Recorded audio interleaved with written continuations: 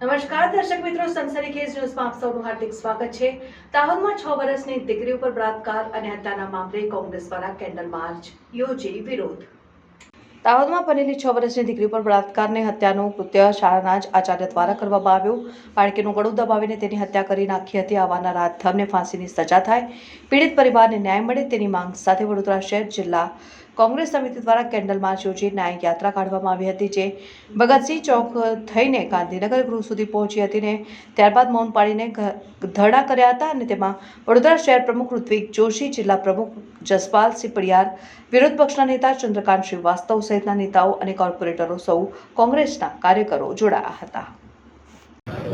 દાહોદ જિલ્લામાં જે નાની બાળકી સાથે જે ઘટના બની, ભાજપ ને આરએસએસની વિચારધારાવાળા વ્યક્તિએ એક નાની બાળકી 6 વર્ષની જે ધોરણ 1માં ભણતી હતી અને બળાત્કાર કરનાર કોણ, એની હત્યા કરનાર કોણ, તો એક લંપટ આચાર્ય જે શાળાનો આચાર્ય હતો। આજે જે શિક્ષક હોય છે એને મા બાપ વિશ્વાસ રાખીને ભણવા મોકલે છે, શિક્ષકના વિશ્વાસ છે, ત્યારે આ જે ઘટના બની છે બહુ શરમજનક છે।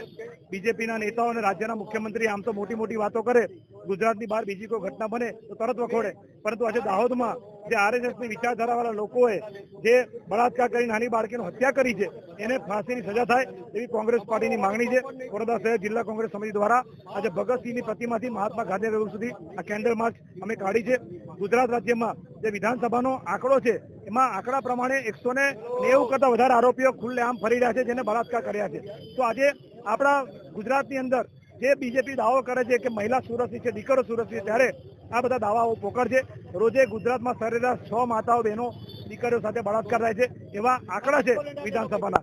ત્યારે આજે આરએસએસ અને વિશ્વ હિન્દુ પરિષદની વિચારધારાવાળા લોકો જેને આ લંપટ આચાર્ય છે પ્રાથમિક શાળાનો, એને ફાંસીની સજા થાય એ અમારી માંગણી છે। અને બીજેપીના નેતાઓ બે મોઢાની વાતો ના કરો, તમે બીજા રાજ્યની બહાર થાય તો મુખ્યમંત્રી મૌન ધરણા કરે, વિરોધ કરે, ભાજપના નેતાઓ પુતળા બાળે, અને આજે ગુજરાતમાં જયારે ઘટના બની છે ત્યારે બીજેપીના નેતાઓની બોલતી બંધ છે। આ એમની કહેણી ને કરણીમાં ફરક છે।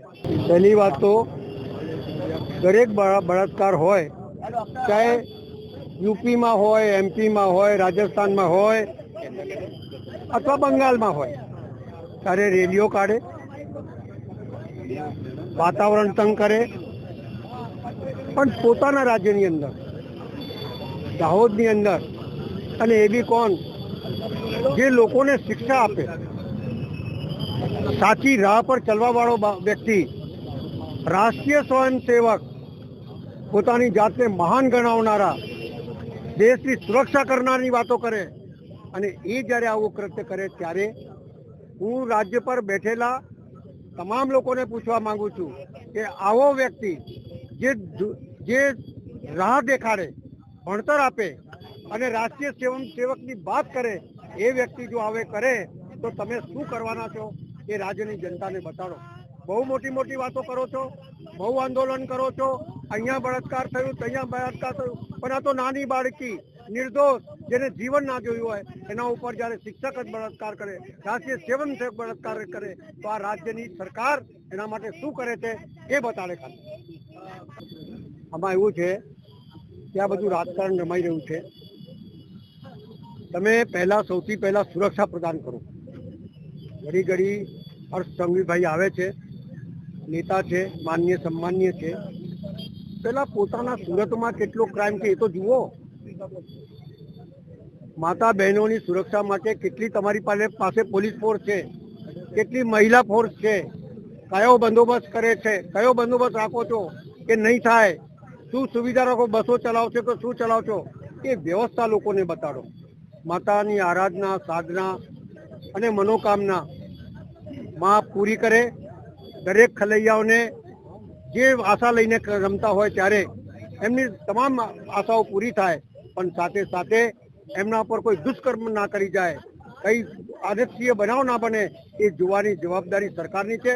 અને એવો કોઈ અનક્ષણાય બનાવ બનશે તો કોંગ્રેસ પાર્ટી એના માટે બી આંદોલન કરશે।